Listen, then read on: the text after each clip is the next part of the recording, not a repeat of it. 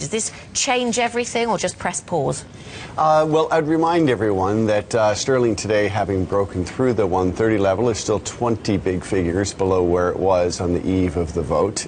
So, yes, it's a bit higher than it was a few days ago, and yes, it is good to get the political uncertainty, at least in one dimension, who the next prime minister will be, out of the way. And there's probably going to be a bit of follow-through as she names the cabinet and proceeds along. But Brexit may mean Brexit, but that also means a great deal of challenges, a great deal of uncertainty, and the pause on inward investment, which is the fundamental source of pound weakness, is unlikely to be reversed very soon. Yeah, and you make this point. It's about this period of uncertainty that we're about to go into. So for you, again, it's politics is going to trump any rate cut in terms of Thursday. Are you going for a rate cut on Thursday? I mean, just have a look at this. This is hashtag BTV 2024. The market is already building up short positions again in sterling. So my question to you is, does politics trump what Carney potentially does? Well, I think the large underweight positions in sterling probably have to be to some extent scaled back. I could sort of see a bit of a follow-through here.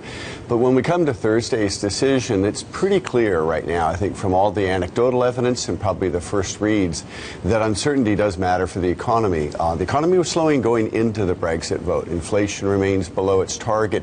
The probable thing is that the bank will act. Whether it chooses to do so Thursday or not is a somewhat closer call than perhaps pundits have been suggesting, but I do think some easing is required, and in addition, at some point, some easing of fiscal policy. Yeah, I think we had a survey showed 55% of economists expecting a cut on Thursday. Yep. The others expecting some kind of action in August when they get the new inflation report.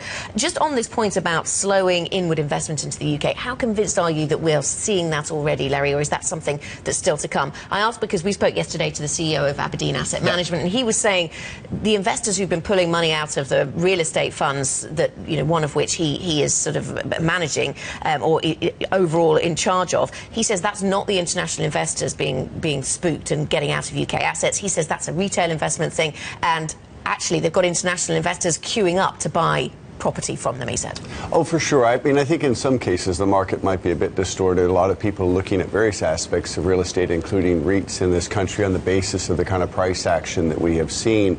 But the reality is that the inward investment story must be what's driving the pound lower. And that's not so much about people pulling money out. Recall again that the UK runs a very large current account deficit that requires financing, it requires steady inflows. And it is the slowing of those inflows, not reversals, not capital outflows, not capital flight, but simply the slowing of those inflows that, in my opinion, accounts for this 20 big figure drop in the pound against the dollar and a fairly large move against other currencies as well.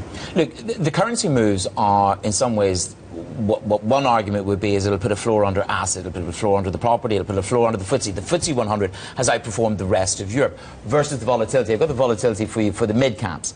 And this is UK volatility, mid-cap versus the FTSE 100. And we have this sort of exponential spike. It's at an all-time high relative to the large caps.